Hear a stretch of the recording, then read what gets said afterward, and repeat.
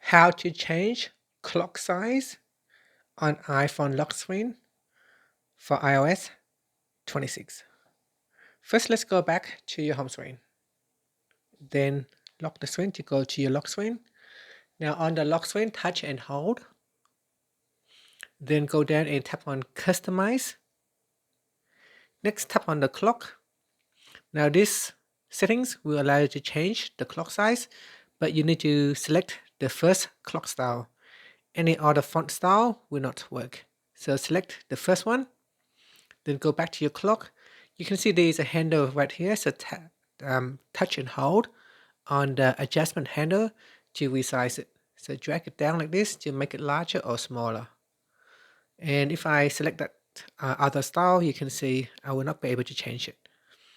So only this first one will allow me to change it. And then tap on done, and then tap anywhere here to save the changes. And that's it. Thank you for watching this video.